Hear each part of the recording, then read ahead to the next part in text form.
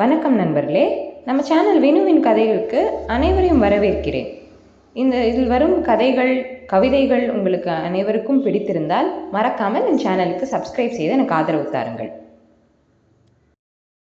நண்பர்களே, இன்னைக்கு நம்ம பார்க்க போகிற ஒரு அக்பர் பீர்பால் கதையின் பெயர் மரண தண்டனை.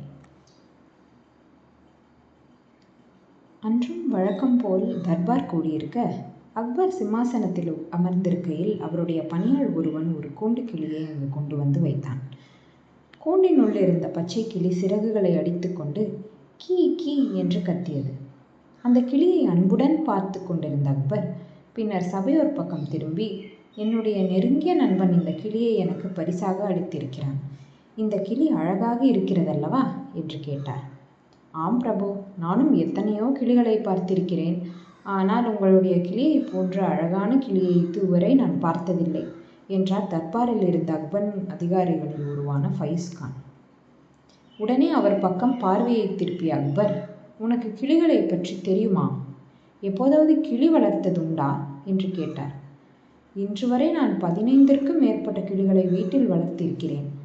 ஆனால் அவற்றை விட உங்களுடைய கிளி மிகவும் அழகாக இருக்கிறது என்றான் ஃபைஸ் கான்.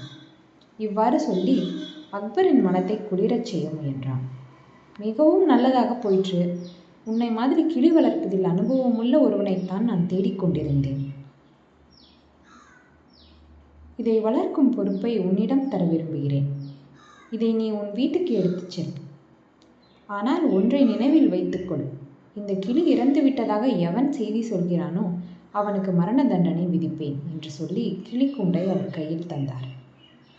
அதை கேட்டு ஃபைஸ் கானுக்கு தூக்கி வாரி போட்டது. அவன் மனதிற்குள் தன்னை திட்டிக் கொண்டே, பிரபு, என்னிடம் ஒப்படைத்துள்ள பொறுப்பை நான் மனவோந்து ஏற்கிறேன் என்று மிகவும் மகிழ்ச்சியுற்றவன் போல் அவரை வணங்கி எழுந்தான். பின்னர் அவன் கிளிக்கூண்டை வீட்டுக்கு எடுத்துச் சென்றான். ஏற்கனவே சிடுசிடுவென்றிருந்த அவன் மனைவி கிளிக்கூண்டை பார்த்து, இது ஏது? எதற்காக இதை போய் வீட்டுக்கு எடுத்து வந்தாய் என்றாள்.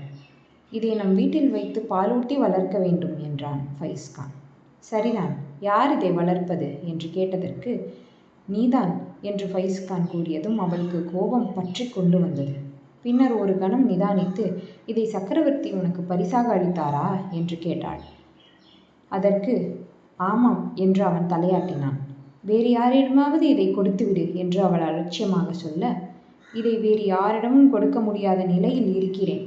இதை நம் வீட்டில் வைத்து வளர்க்கும் பொறுப்பை என்னிடம் சக்கரவர்த்தி கொடுத்து விட்டார். இதற்கு ஏதாவது ஒன்று ஆகிவிட்டால் என் தலை உருளும் என்று சொல்லிவிட்டு தர்பாரில் நடந்ததை விளக்கினான்.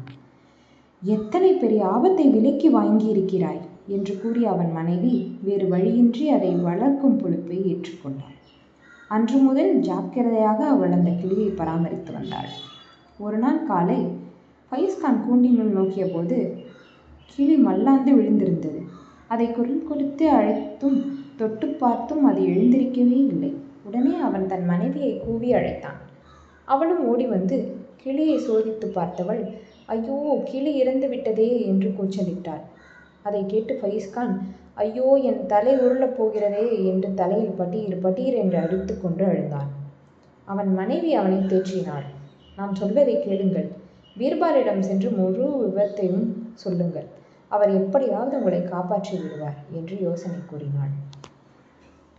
உடனே ஃபைஸ் கான் கூண்டில் தூக்கி கொண்டு பீர்பால் வீட்டை நோக்கி ஓடினான். அவனை கண்ட பீர்பால், கூண்டை கையில் எடுத்து வந்திருக்கிறாயே, இந்த கிளியை வளர்ப்பதற்கு உன்னிடம் சக்கரவர்த்தி ஒப்படைத்திருந்தார் அல்லவா என்றார். அதை நான் எப்படி சொல்வேன் பீர்பால்? ஜாக்கிரதையாக இதை வளர்த்தும் இன்று காலை இது திடீரென இறந்து விட்டது. இந்த செய்தியை கேட்டால் சக்கரவர்த்தி எனக்கு மரண தண்டனை தான் அளிப்பார். நீதான் என்னை காப்பாற்ற வேண்டும் என்று கூறினான் ஃபைஸ் கான். கடவுளே, நீ நன்றாக ஆபத்தில் சிக்கிக் கொண்டாயே. சரி, எனக்கு ஒரு நல்ல யோசனை தோன்றிவிட்டது. நீ என்னுடன் வா, சக்கரவர்த்தியை சந்திப்போம் என்று கூறிய பீர்பால் முன்னே செல்ல, பின்னால் ஃபைஸ் கான் நடுங்கிக் கொண்டே கூண்டை சுமந்து கொண்டு நடந்தான். அக்பர் தர்பாருக்கு வரும் முன்னரே இருவரும் அங்கு வந்துவிட்டனர்.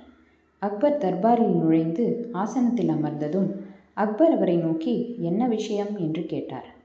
உடனே கிளிக்கூண்டை எடுத்துக்கொண்டு அவரை அணுகிய பீர்பால் கிளியை சுட்டிக்காட்டி, பிரபு, உங்களுடைய கிளி யோகாசனம் கற்றுக்கொண்டிருக்கிறது, பாருங்களேன் என்றார். உற்று பார்த்த அக்பர் கோபத்துடன், என்ன உளறுகிறாய்? கிளி இறந்து விட்டது. எங்கே அந்த முட்டாள் ஃபைஸ்கான்? அவனுக்கு மரண தண்டனை விதிக்கப் போகிறேன் என்றதும் பயந்து கொண்டே ஃபைஸ்கான் முன்னே வந்தான். தயவு செய்து நான் குறுக்கிடுவதற்கு மன்னிக்கவும் என்ற பீர்பால் தொடர்ந்து, பிரபு, அன்று ஒரு நாள் இந்த கிளியை வளர்க்கும் மிகப்பெரிய பொறுப்பை ஃபைஸ்கானிடம் ஒப்படைத்த போது நீங்கள் சொன்னது நினைவிருக்கிறதா?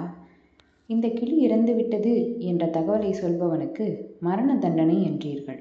அவ்வாறு சொன்னது நீங்கள்தானே என்றார். ஆம், அப்படித்தான் சொன்னேன். இன்றும் அதையே சொல்கிறேன். என்னுடைய கிளி இறந்துவிட்டது, அதனால் என்று அக்பரை இடைமறித்தார் பீர்பால். கிளி இறந்துவிட்டது என்று சொன்னது நீங்கள்தான், அதை ஃபைஸ்கான் சொல்லவில்லை. அதனால் இப்போது யாருக்கு மரண தண்டனை தர வேண்டும் என்றார் பீர்பால். இதை கேட்டு அக்பர் உரக்கச் சிரித்தார். பீர்பால், நல்ல சமயத்தில் என் கண்களை திறந்து விட்டாய். ஒரு கிளிக்காக என் நல்ல அதிகாரிகளில் ஒருவனுக்கு மரண தண்டனை அளிப்பது சரியல்ல என்றார். ஃபைஸ்கானுக்கு போன உயிர் திரும்பி வர பீர்பாலுக்கு நன்றி கூறினான். கதை நிறைவுற்றது நண்பர்களே. இந்த கதை உங்களுக்கு பிடித்திருந்தால் என் சேனலுக்கு சப்ஸ்கிரைப் செய்யவும். நன்றி.